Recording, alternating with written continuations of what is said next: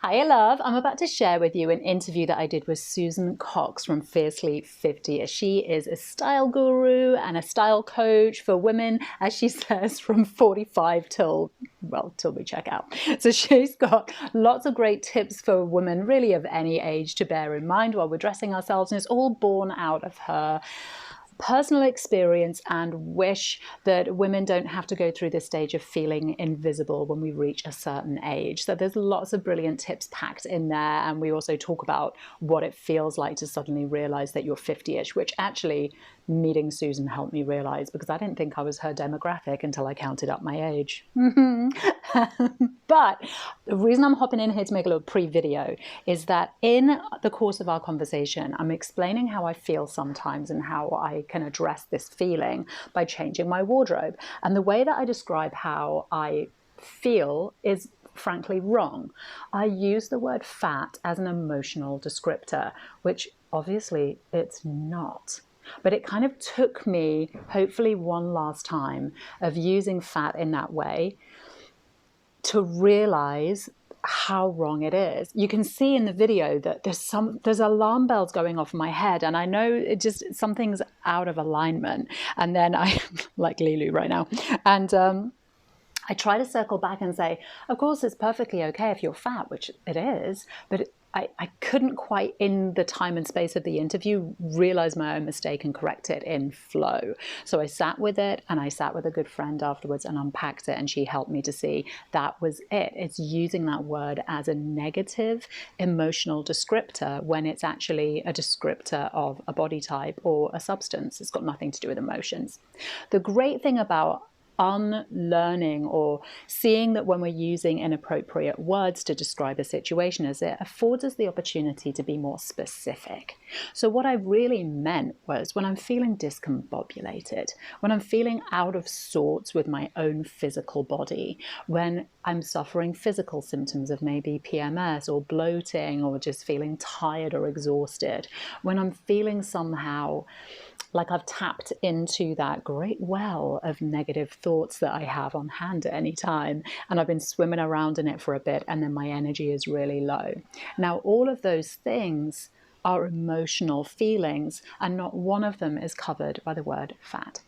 So I apologize for using the word out of context in that way and out of its proper use. Hopefully, for the last time, I'm doing my best, and thank you so much for your patience. I hope you enjoy the video because it's full of great tips, and Susan's really, really a fun person to get to know. I'll see you soon. There we go. Hello, I am Wendy Windle, the Love Your Bloody Self coach, and I am here with a dear friend of mine today who I met actually doing a different course. And as soon as I heard her speak, I was in love with her. I'm pretty sure you will be too. And then when I found out about her business, I have to say my first reaction, because Susan Cox's business is all about fabulous 50-ish women. And I thought, that's cool for the 50-ish women. Oh, how lovely that you provide for them. And then I had to take stock of myself because I'm 45. I'm 50-ish.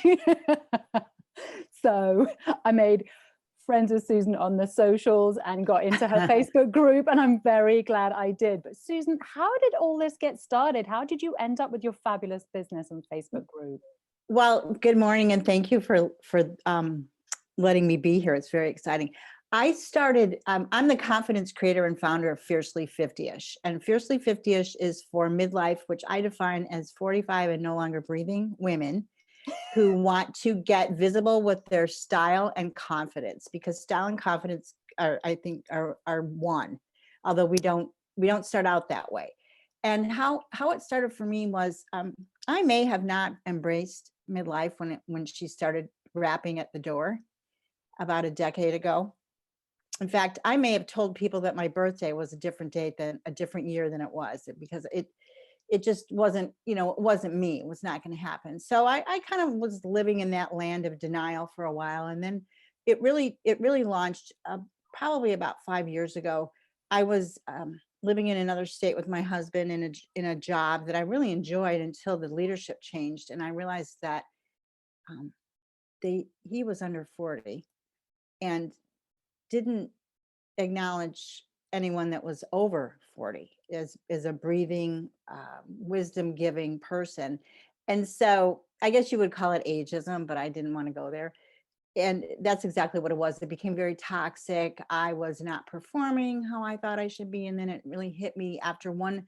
Oh, we'd have those really snoring, boring Monday morning meetings about what are you doing on this project? Same every week. And I spoke and there was no eye contact. Nobody acknowledged that I was even in the room. And so I did what anyone else would do. I spoke a little louder and still the same response. And that just really bothered me. And I went back to my office and I really kind of stewed on it most of the day. And about 2 o'clock that afternoon, I stood straight up in my office and probably scared the bejesus out of all my colleagues and said, they think I'm old. They think I'm old. That's what's happening. That's what's happening. And I thought, wow, about 25, 30 years later or earlier, karma was coming around, because in a skyscraper someplace downtown Chicago, Illinois, that was me. Someone was over 45, they don't know what they're talking about. How could that possibly be? So I took the afternoon off, allowed myself to cry maybe for 2 hours and thought, I'm going to use one of my superpowers, which is I'm a copywriter during the day. And I thought that women need some platform other than depends and drugs to handle midlife, because that's all that I could find. And I started Fiercely 50ish as a blog and on focus and fashion and fitness. And then during that whole time, parallel to what was happening, I was unraveling because I had gone through a really bad period. And, I don't know about you, Maharati, but when you're in a situation and then you finally get out of it, the enormity of it kind Yeah. of rests on your shoulders. And then you realize, You don't wow, know what you're leaving until you've left. correct. And then you have to deal with the aftermath, or you don't, but it's still there. So long story short, I put it on sabbatical and we ended up moving to another state and kind of had put all my attention there, but realized that I missed it like an old boyfriend, Fiercely 50ish. So I got real serious about it and figured out what is it that I can help midlife women cope with in the transformation. And I started to dive into my own situation and looked at pictures and thought, my God, I am invisible. I don't even look like myself in these pictures, like in the last 5 to 10 years. I was wearing black against my face, which I know will not be well received by others, but that to me is a big fashion no-no because it diminishes us. That makes us invisible. It finds every wrinkle and every crease in our lovely faces. And I just realized I was just blending in and I'm like, this is not who I am. And this is ridiculous. And I have a style certificate and some background. And I thought, wow, so women, what can women do as midlifers, I suppose, that they can communicate without ever opening their mouth? And it's what we wear and how we wear it. So I'm not a stylist per se, although I do help women choose outfits. I teach women how to embrace and find their unique style by their backgrounds, their lifestyle. This is the only chance where your 30 years of wisdom or whatever you've done, motherhood, divorce, death, whatever, everything that's happened to midlife women to this moment matters on how they embrace their style. And I get into that with them because, and there's a distinct difference between style and fashion. Fashion is fleeting and style is forever. And a lot of times women weren't, the old cliches, we put ourselves last in our own line, which is true. We don't want to deal with it. I have a lot of clients that, well, I'll work with you in 20 pounds. No, you won't. You won't. I know you won't, because that's your. When I've lost 20 pounds, I'll work with you. And so I spend a lot of time unraveling limiting beliefs, which I know that you do a lot of that too with your coaching, of what we were taught to believe, and now it's reality to us. Because that I work with women of all sizes. Menopause is not a body shape, though. I do want to tell everybody out there. And why would you postpone feeling better and embracing your style because of that? I'm a real believer in you have to dress for your body shape. And we pretty much get our body shapes right after we finish adolescence. And unless, sometimes things are a little undistributed, the unevenly distributed, but for the most part, if you're an hourglass, after 15, you're going to remain an hourglass. And so I really help women acknowledge that, because I don't know that a lot of women know that what their body shape is. Mm. And if we I think rely that's on true. I certainly didn't. I didn't Mhm, until I had someone like Gorgeous You come over to my house a couple of years ago and actually get me to stand in front of the mhm, mirror, because mhm, I thought I was just either I felt great or I felt fat. mhm, And mhm, I was like, why do I feel great today and feel fat tomorrow? Like, what? This is a feeling, this is a way mhm, that I'm viewing myself. My body mhm. has not changed.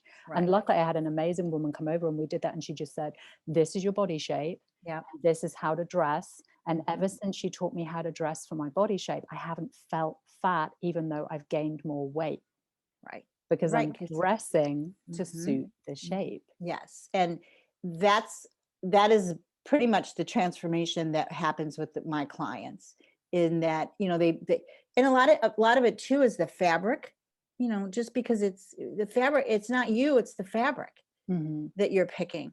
But the most important part of it was what you just said, is that one day you felt not so good and other days you felt great, because now you have the clarity Mhm. to dress for your body type. And that's what I do in the very beginning. I have a fiercely 50ish formula that I work with women, because if you don't have the clarity of dressing for your beautiful silhouette, you're doing yourself a big grave disservice. Like, well, I just want you to do a closet edit, and I won't do it. Because if and I've spent years with this perpetual madness of cleaning out my own closet and not knowing what my body shape was, or not paying attention to it. And so every 6 months to 2 years, you're doing the same thing, Yeah. I cleaning out a kept closet. buying the same oversized, Mhm, mhm, mhm, drop-shouldered, boxy mhm, T-shirts and mhm, wondering why. I just want to be really clear when I say that I felt fat. Fat for me wasn't ever about my body shape. mhm. It's about that feeling. And again, it comes back to the things that we've been taught, with the things we've been trained to believe about ourselves, that I was the wrong size to live. It doesn't Right. matter. And I think we all have that. It doesn't matter what size it is. We all Mhm. have a certain size or a certain shape that we think, oh, because I'm this size and shape, or I feel that I'm this size and shape, I'm not allowed to live. Right. For me, it was And that. exactly. I had to disassociate Mhm. that feeling and just be like, actually, it doesn't matter what shape I am, but somehow, and this is what I love about the work you do, dressing to suit my shape, whatever shape that is, made me feel confident that I'm allowed to step out and be there E now, exactly. today. Exactly. Mhm.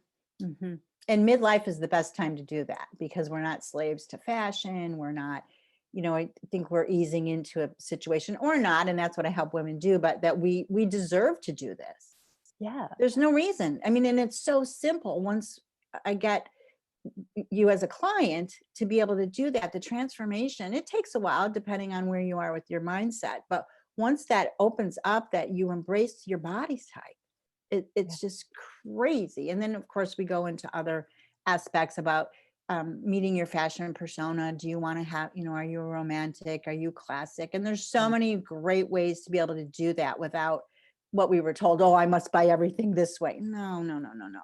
And I'm more about being a little more neutral with your pieces. Like, you invest in some must haves. And I know that might sound a little snoring boring to some, but then you can really fund that up and take your outfits from um, drab to fab with accessories or purses or jewelry. Do you have a signature? Do you have a signature ring you wear? I do every single day. Or what is it? Is it your hairstyle? And another thing that women may or may not understand is that style is from all the way to the top of your head to the bottom of your feet. And it's just not what you wear and how you wear it. It's, do you have the right haircut for your shape of your face? Is the color right? If people aren't commenting on your haircut or your color, then it might be time to change it. Oh, when I read that in a post of yours, if you haven't been complimented for a while on your color or cut, it's time Mhm. for a change. I was like, ooh, I need But a it, salon appointment. but it's true. Well, especially now with us coming out of COVID. But the other thing too, I talk a lot about with hairstyles, is that we have to do things, and I've learned this in my older age, that we can do ourselves. So when you go to your hair salon, you talk to your stylist, to him or her, and say, okay, first of all, is this right for my, they should know this. And if they don't, then it's time to find another one. And is this something I can maintain? Because it it doesn't serve women if they can't do a haircut and keep it going, and I'm not talking about hours and hours of, except of curling irons and flat irons and product. But if it's something, you do have to invest some time in your looks and in your style. So it's not, automatically done. Uh-oh, I can't hear you. There we go. I'm just Okay. thinking about someone who might be watching this. By the way, there is not a baby crying outside my bedroom door. That is my Siamese cat. Oh, I can't hear. But That's good. She has a bowl of food and other people in the house to cuddle with, just in case anyone is on the phone to animal services right now. She wants some style tips. It's fine. She just doesn't like a closed door. That's funny. But just in case anyone's listening or watching this and going, but what? Like, I don't care about fashion and I don't have time for all of this. And isn't this just another thing that we as women need to get right and do to, we need to be pretty for other people? Like, is that what we're saying here? No, and that's funny. I have a blog on my site. I wrote a blog right probably 3 months into the pandemic. It's because everyone got into sweatpants and not putting on makeup, and which was fine for a while. But why are we dressing down now? And who dictates that we only dress up when we leave our home? I mean, the psychology of that, and a lot of this sounds cliche, but it does really matter how we feel when we get dressed. And I got into it a little further also with some other clients, like, who told you to wear the sweatpants? I don't think that the media tells you to wear sweatpants, or the media tells you to dress down. And I'm not dismissing that, because there are days that I do that, but I plan for them. They don't plan it for me. I plan for them. I'm going to work out in the morning, and I've got meetings, I've got this and I've got that. So it's going to be a down day. So for you, then it sounds like style is actually a way of you keeping in control of how you feel and how you present every day. Yes. Because once you start that whole cycle, and I know because I did that before. You're dipping your toe in the shallow end of, I don't really care. And then once you start dipping a toe in and it feels comfortable, then you end up in the deep end with no life jacket, life preserver, and then you're in a whole world of hurt. And there is psychology behind it, because pretty is as pretty does, as much as that sounds a cliche and it's an adage, but it is. I mean, don't you feel better when you put some effort into what you're wearing? I do. I find that I feel better. And it's just the simple thing. If I'm showered and have clean hair, and then put on a piece of jewelry, even if this is the key that I've really discovered in this last year of basically being in lockdown for an entire year, even if, and probably actually in this last year, especially if I'm not going out. Because there is, and I'm sure there's papers written on it, but there's a definite feeling, isn't there, when you know that you've done something. For me, it's become a way of self-care and self-love. Like a way of saying to myself, like, you know what, I'm worthy of wearing this jacket in my own house. Like, I'm worthy of looking, like walking past a mirror and going, hey girl, I like what I see. Why not? Like, I mean, no one, besides when I leave the house, I'm all like this anyway, so right. I may as well enjoy this in my own home. That's right. And you're beautiful. The other thing too, I think, is that working with clients and in my Facebook group and on Instagram, I give my tribe of women permission to love themselves, permission to dress for the body they have today, not 20 years ago, not in 10 weeks for a certain event. Today. Do you find that a lot, Susan, that clients are harking back to maybe 10, maybe 20 years ago and thinking, if I could just get back there, then I'd allow myself to feel good. I'd allow myself to feel my body. And they postpone. Why would you postpone your style? because when you do that, and I taught, we have an exercise when I do that, when I work with my clients one-on-one, and how much time has passed Mm. that you've said that and done whatever. And it's not a judgment, it's just it's an exercise of look at the gap, look at the gap, and in the meantime you could be embracing your style and rocking it and feeling fabulous. Mhm. And I don't, this is the last part of our lives, and I'm not going to go down looking like I don't care. And I want that for my clients too. How do you feel that we get, because I love your story there when you realized that you had, they, one, realizing they think I'm old. I Mhm, think we've all had that moment, I've mhm. certainly had it, like chatting to teenagers or young adults and so walking away from the conversation and going, oh my goodness, I'm old to them. Mhm, I see them mhm. as like on a level and I'm so down, and as I Right, walk away, right. sometimes I'm like, they just had a conversation with like a nice old lady. Like, oh dear. But here I am. But how do you think that we get to the point where, as you did, where we've become invisible? What with your clients as well, what happens? How do we wake up one day and we're invisible? Where does that start to happen? Well, I think what you just touched on, I think society, values anyone under 40 and that youthful look, and think, and I am stereotyping, but that's the big deal. That in fact there's studies proven to that people over 50, the media kind of ignores when looking at retail, and which is actually, there's an opportunity for that for midlife women, because then we get to choose. We get to choose what we want to wear. Someone's not telling us, oh, you should have this, you should have that. And I think it's a physical thing. There's more beauty, I think, based on others' definitions of the youth. And we've been taught to think, well, old, and I mean, I've done it. I just shared with you a couple moments ago where that's karma. But I think that, oh, a lot of things, our lifestyle choices we've made, I mean, marriages, relationships, children, and then we just wake up and it's like, oh my God, how did this happen? I have gray hair. I've settled into mediocrity. I wear the same colors. I have the same shirts in 5 different colors: white, black, tan, that kind of a thing. So I think I think it's more of an awareness Mm. where we just all of a sudden, like you said, who is this old lady? I I still do this. Sometimes I'll see myself in a mirror, like out, and I'm like, oh my God, who is that? Oh, that's me. 5.0.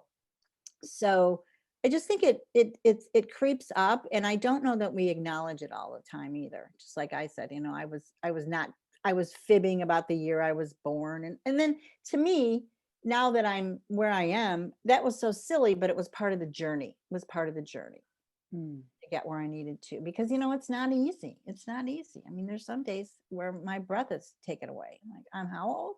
But it's the oldest we've ever been.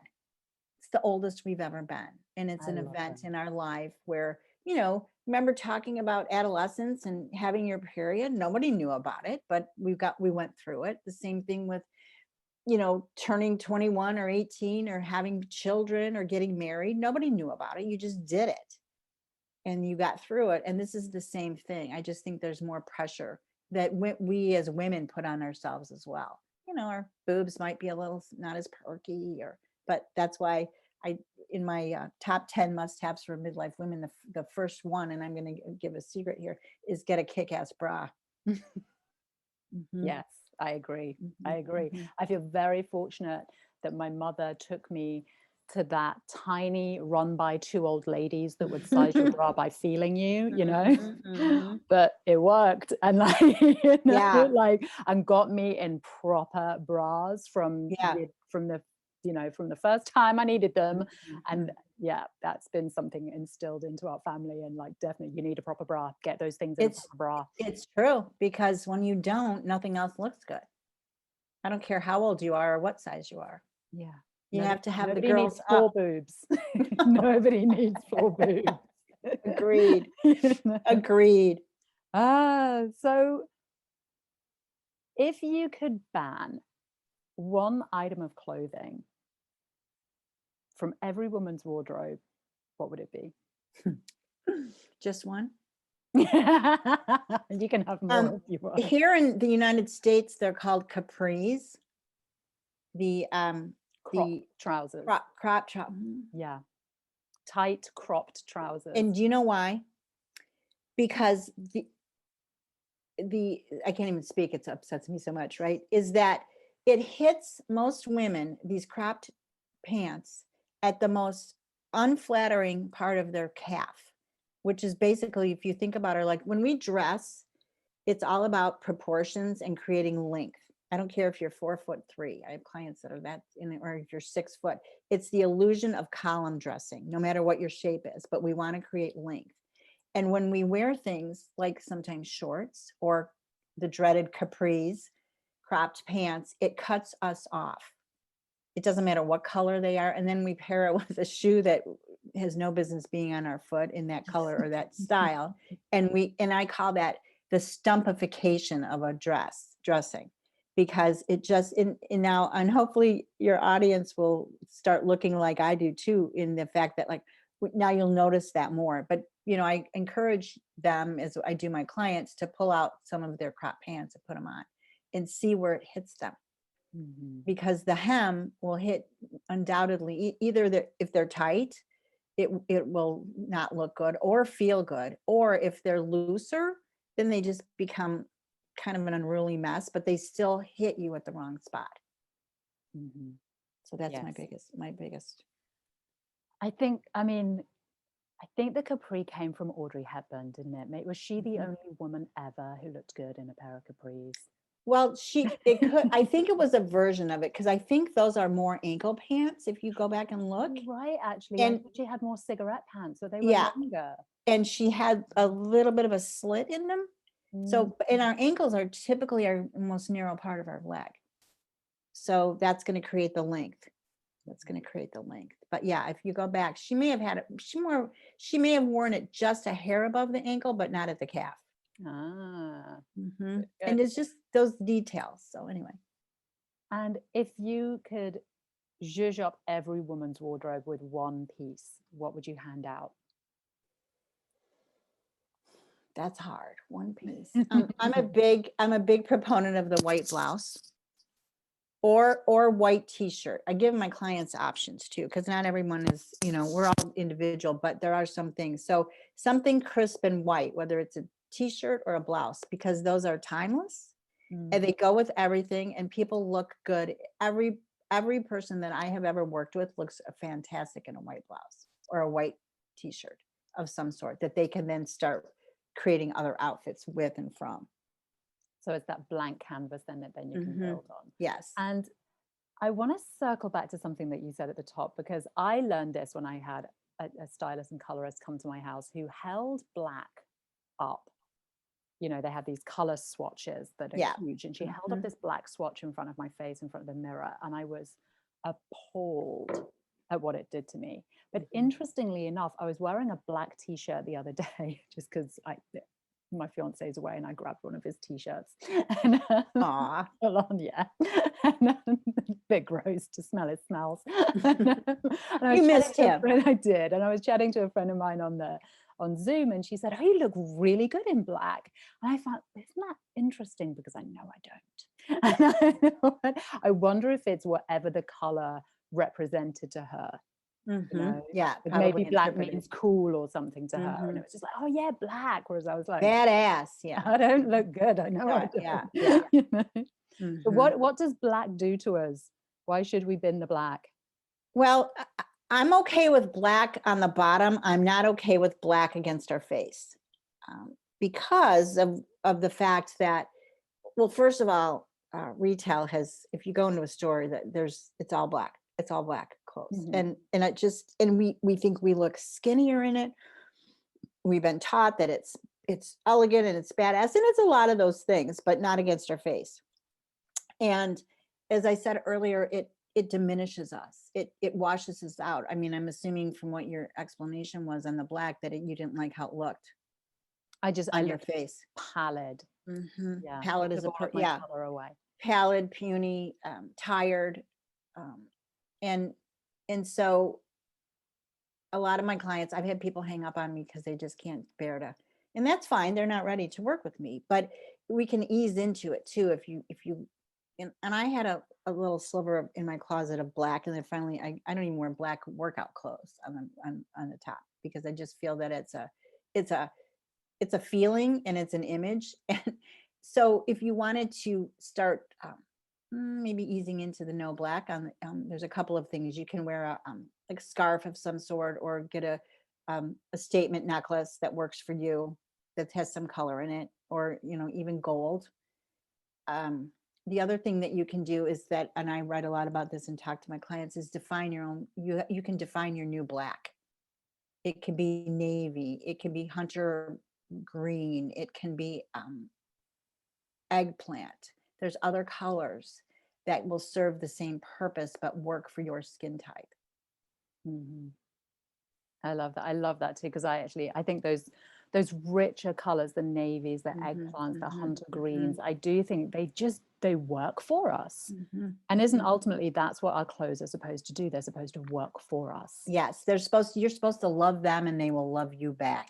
It's a mutual relationship. Another thing that women don't understand either is that as we get older, our colors, our pigmentation changes in our hair, in our skin, our eyes. And so it's time to reevaluate what colors worked and don't work now. So that's why when we go through the closet edit, after we've gone through the other parts, we make sure that those colors are still working for them. And like the spring, yellow is one of the hit colors.